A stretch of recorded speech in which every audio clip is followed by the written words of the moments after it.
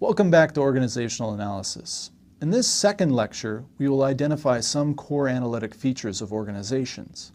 These analytic features give us a language or terminology we can use to make sense of firms, their various forms, and their prevailing problems. Organizations are complex, so it helps to have a concept space or set of things and elements to focus on in discussing them. This requires some abstraction from the details of our own personal experiences in firms. Richard Scott, in his writing, reviewed the history of organizations research and identified a finite set of organizational elements for us to consider and focus upon. In this diagram, an organization is represented as having a boundary and being placed in a wider environment. Every organization has certain elements. It has a set of social actors or participants, a social structure by which they interrelate, a goal or mission, and a set of technologies or tasks it performs to render inputs into desired outputs. Let's take each of these elements of an organization in turn. First, we have an organization's participants. They're the firm's social actors, employees, and stakeholders. Participants are social actors that make contributions to and derive benefits from the organization. For schools, these social actors are adults and children, and they typically assume roles like administrators, for example, superintendents and principals. They can also be roles like teachers, students, or staff, and the staff can vary from custodians to counselors, nurses, cafeteria workers, to even administrative assistants. Schools also have parents and politicians connected to them in various ways. Participants can also be organizational actors, like firms in a field. If you recall, we noted that organizations are often things listed in contracts and legal documents. They're considered unitary actors in many cases. In the technology industry, firms often have relations with one another, like partnerships or even being on shared boards of directors. They influence one another's affairs in this manner. Second, we have an organization's social structure. This concerns features that regulate and establish the usual pattern of relationships between participants. So social structure concerns the persistent relations existing among participants within an organization. These social structures can vary in form. Some organizational charts are highly vertical with many levels. Others are horizontal with many different departments. And yet others are matrix forms that have both levels and departments and projects that may span across them, like a layered organizational structure. These can vary in degree of formality. Formal organizational structures entail clearly prescribed and demarcated social positions, while informal structures emerge and are unplanned relations that persist. In a school, for example, the formal structure might reflect the prescribed roles we briefly mentioned above, such as principals, assistant principals, department chairs, teachers, students, counselors, etc. All roles with relational obligations.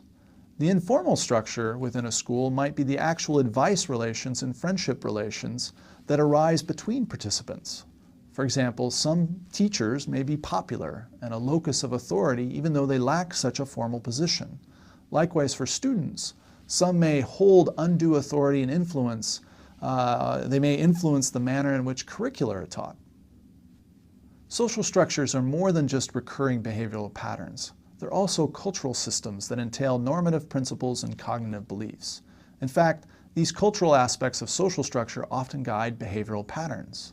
For example, adults in classrooms often follow norms and ideals concerning how a teacher or manager should interact with others. That is, we have a sense of better and worse role performances, and organizations tend to reward performance that most coincides with the ideal. Social structure can run even deeper and reflect cultural cognitive beliefs and understandings. For example, we find it hard to imagine schools without teachers and students. And this belief is distinct from our sense of a better or worse way to perform those roles. The belief that every school has to have these roles is a deeply ingrained one. The belief may invoke particular behavioral norms of teaching, say traditional or progressive norms of teaching. And in turn, this may partly shape the behavioral patterns witnessed in an organization like a school.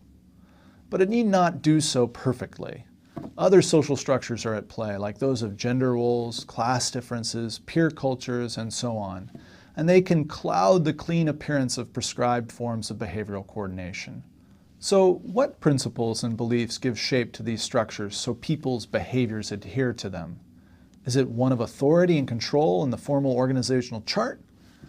Or is it one of task adaptation from the informal organization? It's not clear. Third, organizations have goals, and these goals are desired ends that participants attempt to achieve through the performance of task activities. For example, for schooling, the goals are technical and moral socialization of youth, or the development of achievement skills or cognitive skills in youth, as well as the development of them into good citizens. Now, if we focus on faculty and universities like Stanford, we see this historical change in what the goals are. Early on, it was all about student training. To becoming an elite institution, it was about research production. To now one of resource acquisition, whether that's through gifts and endowment or grants. There's even a function of community service, or the fact that this university tries to have research and kinds of scholarly production that relates to social problems, as well as to town-gown relations, how we relate with the local community. So many organizations have multiple goals, and it's possible that they can come into conflict. As one strives for achievement, you may find that the effort at equality is diminished. So roles and goals can come into conflict depending on which ones are put in place and emphasized. If we look at concrete missions, we can see that they vaguely relate to some of these ends that we just mentioned. Here are a few examples of company mission statements where they make vague references to the general goals of the organization. And the examples I'm showing in this slide are for Citibank, Levi Strauss, and the motorcycle company Harley-Davidson. But organizations also vary in the extent to which their goals are focused or multifaceted. They vary in the extent to which they're clear or ambiguous.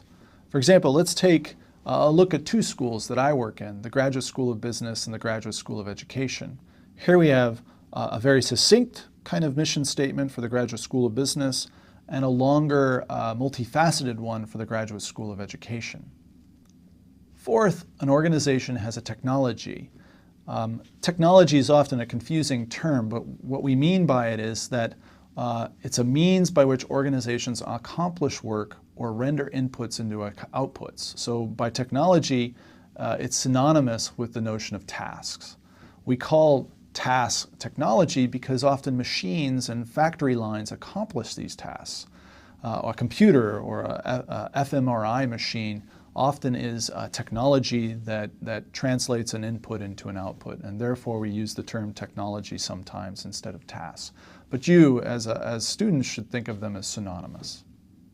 When we think of technology, we think of what is being processed as varying from material inputs of manufacturing equipment to people being processed or educated, even people being coordinated to become more knowledgeable, active citizens. So in schools, technology can be lesson plans, curricula, courses, or even kind of a technological interface of a computer. Last is the environment, the physical, technological, cultural, and social context in which an organization is embedded. What is the environment a school confronts? Schools are often dependent on state and city governments for resources and funds. They rely on trained workers and teachers from local universities. They depend on neighborhoods that they're situated in for clients and student populations, and so on. A lot of organizations are embedded in this way. So it's not just schools, but it's an example we can all relate to. Environments can vary culturally in the sense that Euro Disney initially didn't work because an American version of Disneyland couldn't just be plopped down in Europe without some changes. Environments can vary technologically as well, such as having an office in Silicon Valley where everything is wired for internet access and video conferencing, in comparison to, say, my parents' home, where they're still figuring out a CD player. Physical environments also matter. Consider for a second something as basic as your firm's location in a cold region versus a hot desert. Very different pressures emerge because of these distinctive physical environments. All of the internal features of an organization can come into relation with elements in the environment. Let's take each in turn. First, let's consider the participant-environment linkage. How porous is the boundary for participants in a school? Is it a total institution like a boarding school where everybody's sequestered within that building, or a monastery? Or is it open like a loose commuter campus? Second, technology environment linkages. No organization develops all of its own tasks and technologies. They borrow them. Also, they have to adapt to the norms and pressures of larger occupational structures and professions. Does the school get most of its curricula from textbook publishers, or university faculty, or practitioners in other schools? Goal environmental linkages also exist. The social value we attribute goals varies. In some communities, the safety of students may be of greater value than achievement. In our local area, concerns of suicide matter. It's a high-achieving climate where there's lots of stress placed upon these students.